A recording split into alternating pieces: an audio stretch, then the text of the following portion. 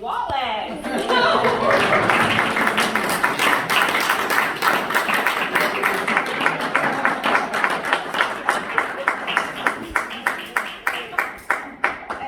Excuse me, this is supposed to be a comedy street, so why do you have such a long face?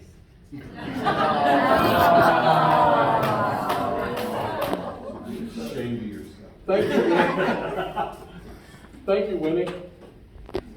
How many, did anybody lose an Android phone?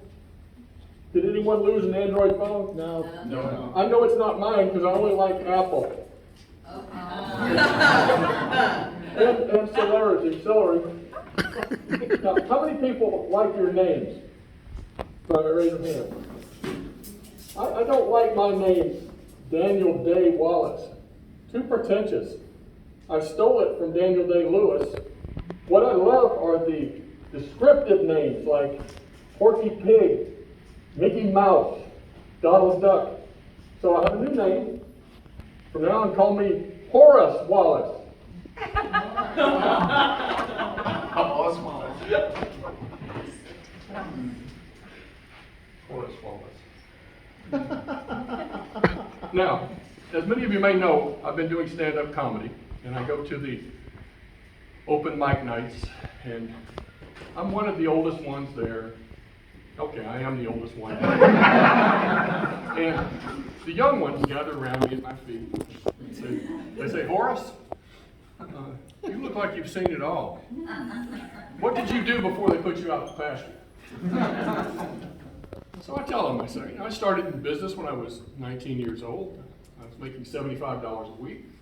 I spent the next 20 years learning the whole business. I was a title searcher, examiner, closer, manager, district manager, state manager, owned my own company, sold it, and I got a big job for Fidelity National Title.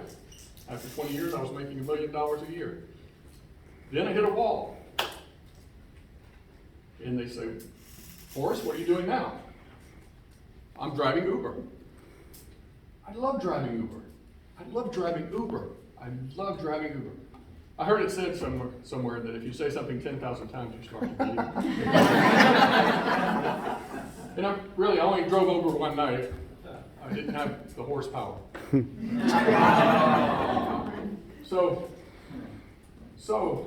back in the olden days, when I started my company, Gulf Atlantic Title, we had branch offices. That was in exchange for technology.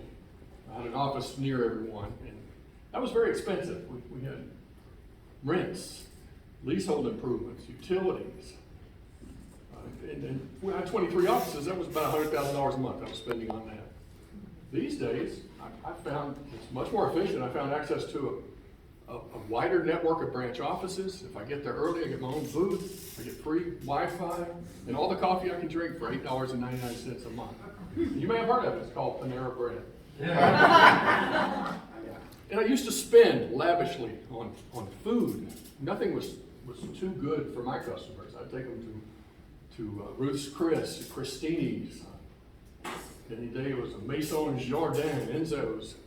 These days, I go to the all-you-can-eat China buffet, and I've got waterproof lined pockets in my cargo pants, and I take enough food home to eat for a week for $6.99. And I'm always very lucky, too. I was going into China Wallon the other day, and there's a sign on the door that said, masks required.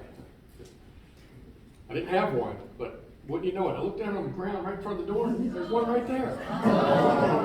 So I put it on, I go in and get my food for the week. And now that I'm aware of it, I see them everywhere I go. And I'm collecting them. And I've got a business plan too. I need some investors, by the way. I'm selling these masks I find on eBay. And with that successful business plan in mind, I want to give back. So I've become an unofficial ambassador at Panera. And when people are finished with their trays, I take them up for them. And I'm finding on average, it takes about 3 trays for me to make a meal. And I love bagel pieces and ketchup. I love bagel pieces and ketchup.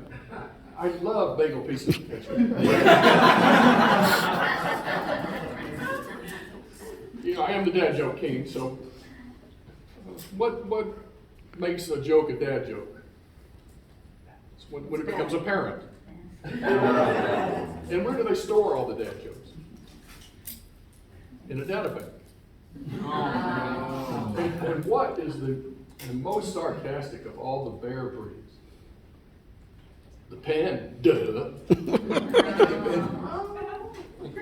And I've got an audition for a commercial, and I want to try it out. You know, please tell me what you think.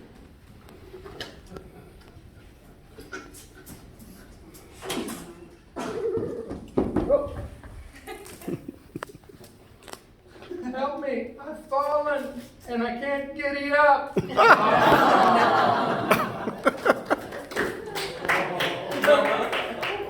I'm selling autographed masks at the end of the meeting. $5 for the mask, $1 extra if they're dry.